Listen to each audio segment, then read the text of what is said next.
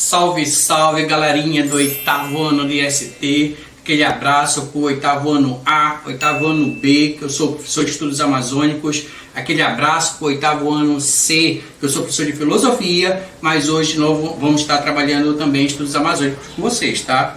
Como nós sabemos, o professor Jefferson e eu estamos fazendo um bate-bola, tá bom? A primeira aula aqui no nosso canal foi com o professor Jefferson e agora a segunda aula será comigo, tá bom? Então a gente vai continuar aqui o assunto que o professor Jefferson já iniciou com vocês, que é governo de Magalhães Barata, aqui no Pará. Então nós vamos ver a segunda parte aí da apostila de vocês, tá? É um pedaço bem curtinho, vai ser uma aula curta, então acompanhe aí junto com o seu material, tá bom?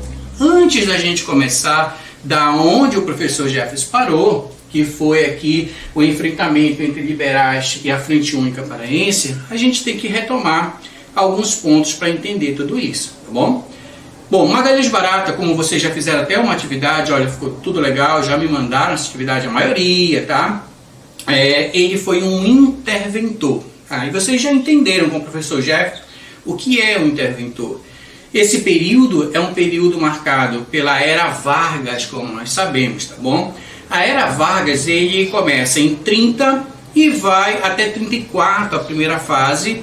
E esse período aí, ele é um período que o Vargas governa sem uma Constituição.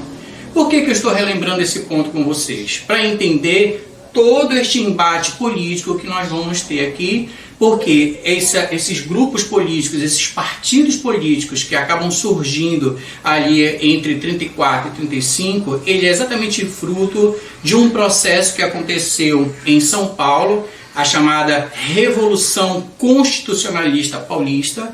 Olha o nome aí, como é bem importante, constitucionalista. Significa dizer que era um movimento que estava criticando Vargas porque ele estava governando por decreto-leis, ou seja, desde que ele assume o poder em 30 através de um golpe militar ou uma revolução militar, que eu não vou explicar esse ponto nesse momento, mas Vargas ele acaba fechando a Constituição, que é uma Constituição oligárquica, ainda do finalzinho do século XIX, tá bom?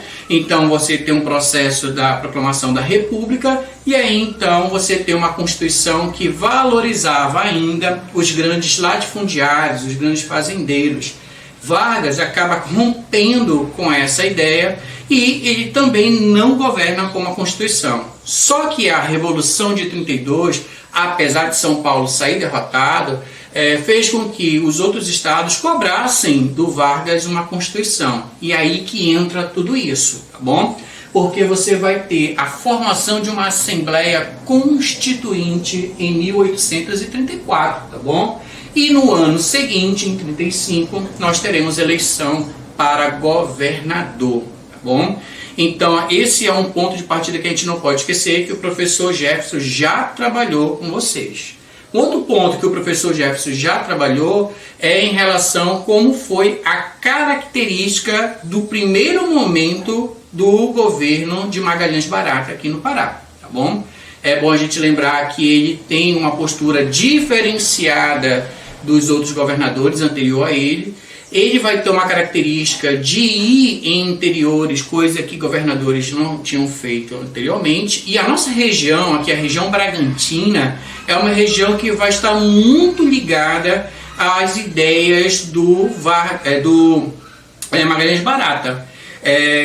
O Magalhães Barata ele vai começar um processo de estradas para cá, para a região. Ele vai ter uma ligação muito forte com Salinas, por exemplo, e também ele vai ter um apoio muito grande daqui de Bragança. Então toda essa região, chamada região do Salgado, ele vai ser uma região que vai ficar muito próximo a Magalhães Barata. Não somente a região do Salgado, mas outras regiões também do Pará, devido a essa característica dele ir nos interiores, coisa que os governadores não faziam antes. E no caso do Pará, com a Assembleia Constituinte formada, era necessário então escolher os deputados estaduais e os deputados federais. No caso aqui do Pará, são 9 deputados federais e nós temos também 30 deputados estaduais.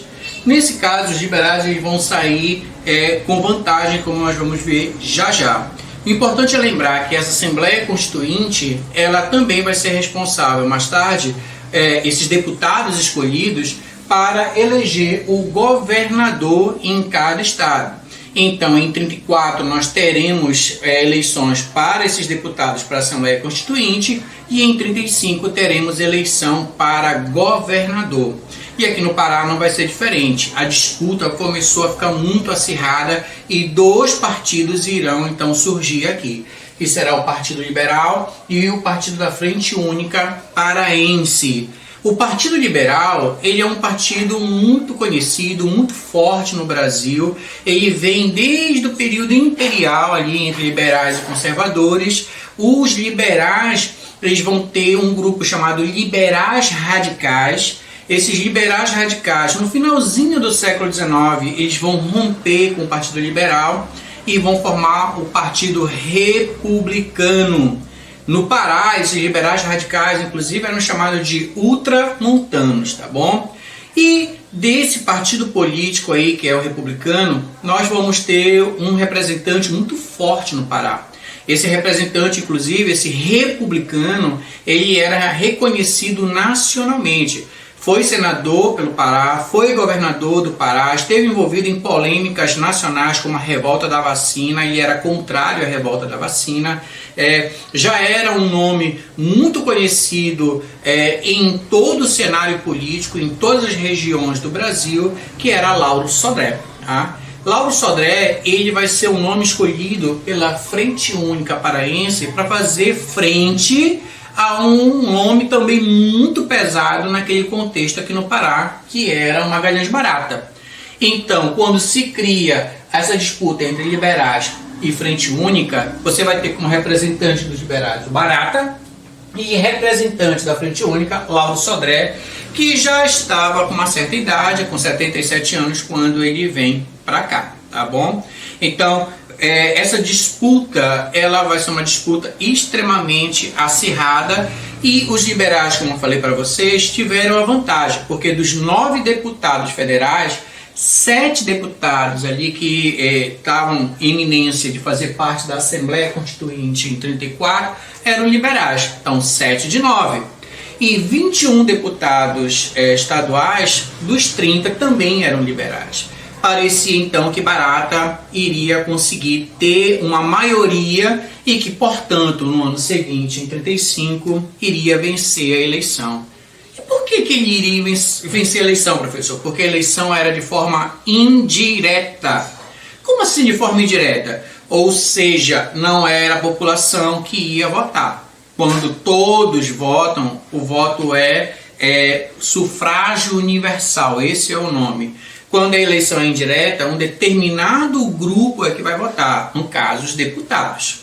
Só que aí, como está na postura de vocês, vai ter um racha, uma dissidência, um rompimento. 7 deputados liberais rompem com o partido e passam a apoiar a Frente Única. Nesse sentido aí, então, começa um conflito muito forte. Lauro Sodré, que era um nome de peso e um republicano, ele sai de todo esse conflito e um outro político chama para si a responsabilidade frente a partido único, Frente Única Paraense. E esse político foi Mário Sherman. Então, Mário Sherman, ele puxa a responsabilidade para ele e se lança como candidato em 35 para governador. Então, não te atrapalha, tá? O Lauro Sodré, ele sai desse cenário de disputa e entra Mário Sherman representando a Frente Única para a disputa para governador em 35. E como é que foi essa eleição? Muito confusa, muito atrito em Belém. Olha, a eleição de 35 você vai ter uma disputa entre liberais e Frente Unistas, como nós já vimos aqui. E Belém, ele entra literalmente em pé de guerra. E quando eu estou falando isso literalmente. Tanto é verdade que você vai ter no dia seguinte a eleição para governador de 35 que foi Barata que venceu, e ele venceu por uma manobra política, por isso que vai ter muita confusão na cidade. O presidente da Assembleia, amigo do Barata, ele colocou 3 suplentes liberais, fazendo com que então os liberais tivessem maioria na Assembleia e votassem, que era de forma indireta, para Barata. Sherman e todos os outros ali políticos que eram contrários a Barata foram para as ruas, a população também foi para a rua e acabou tendo muito conflito, tá? Barata, ele saiu vitorioso, mas no dia seguinte foi tanta confusão, que teve tiroteio, inclusive mortos e feridos na cidade. Vargas, então presidente, não concordou com todo esse processo, todo esse conflito que estava tendo em Belém e não nomeou o Barata como governador. Ele nem aceitou, nem o Barata e nem o Sherman, e ele vai chamar um interventor, que é uma espécie de governador temporário para essa situação, que vai ser o Carneiro Mendonça. O Carneiro Mendonça, ele assume, ele também é um militar interventor, mas ele assume para fazer uma nova eleição. E nesta nova eleição, quem vence é um liberal, Gama Malcher. O que você tem que entender nesse processo? O Barata, ele não saiu vitorioso, mas o partido dele saiu vitorioso para governador na eleição de 35, tá bom? E o que acontece então com Magalhães Barata? Ele continua num cenário político e ele acaba se tornando senador pelo Pará e vai ser um nome muito importante lá em Brasília, no Rio de Janeiro, tá? Rio de Janeiro, que era a capital do Brasil naquela época e não Brasília, legal? Então este aqui é o cenário. Mas professor, o Magalhães Barata ele volta? Volta. Nós teremos eleições de novo e essas eleições elas começam então a partir da década de 50, só que o primeiro momento Barata ele não vence a eleição, tá? Só que Barata ele já não fazia mais parte do Partido Liberal propriamente dito, mas de um segmento liberal que vai ser o Partido Social Democrata, tá bom? Ele vai perder a eleição de 1950 porque aquelas pessoas que não gostavam aqui do Barata estavam muito forte naquele momento e ele não vence. Ele continua como senador. O Barata desistiu, professor? Não. Ele vem de novo numa próxima eleição, que vai ser a eleição de 55, e essa sim, ele vai acabar vencendo. Um partido muito forte ali no cenário nacional naquele momento, que era a União Democrática Nacional, e ele continua no Partido Social Democrata, como está na apostila de vocês. Uma disputa muito acirrada, mas Magalhães Barata ele acaba vencendo e se torna de novo governador do Pará. Só que ele não vai governar por muito tempo. Em 1959, doente, ele acaba morrendo, mas antes de morrer, ele faz toda ali a movimentação política e coloca, para continuar o governo dele, alguém muito próximo a ele naquela situação, tá bom? Então, o Barata ele acaba morrendo, mas a memória construída, como se lembra, como nós lembramos do Magalhães Barata, é muito forte. O professor Jefferson já até trabalhou um pouquinho isso com vocês, mas é muito bom a gente lembrar que essa memória do Magalhães Barata, ela varia, tá bom? Como você pode acompanhar aí no slide aí no teu vídeo, existem 3 formas básicas de enxergar como Magalhães Barata viveu o seu período aqui no Pará, por exemplo. Ele era variável, ele podia ser visto como um governador carismático, por exemplo. Como assim carismático, professor? Pai dos pobres, abria as portas ali do palácio, falava com as pessoas mais simples. Então essa forma de governar é muito forte na memória do paraense, ligada ao pai dos pobres, tá? Mas também um outro grupo vê ele assim, de uma forma até como um gestor ingênuo. Como assim ingênuo, professor? Altamente influenciável. Então, outras pessoas aqui do Senado do Pará influenciavam, já que ele tinha poder, inclusive com a população, que é o que nós chamamos de populismo, como o professor Jefferson já trabalhou com vocês, era facilmente influenciável.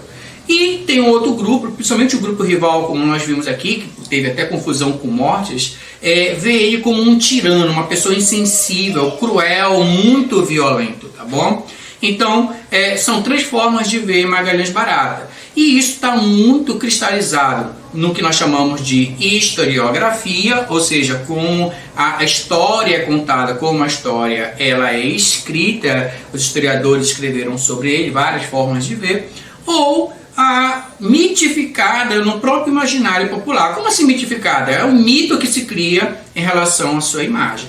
Tanto é verdade, como está aí na apostila de vocês, que nós temos, por exemplo, um memorial feito lá em São Brás, lá em Belém, que exatamente reproduzido o famoso chapéu do Barata, tá bom? Então, este é o nosso assunto. Na próxima semana a gente se vê, tá bom? Um abraço para todo mundo.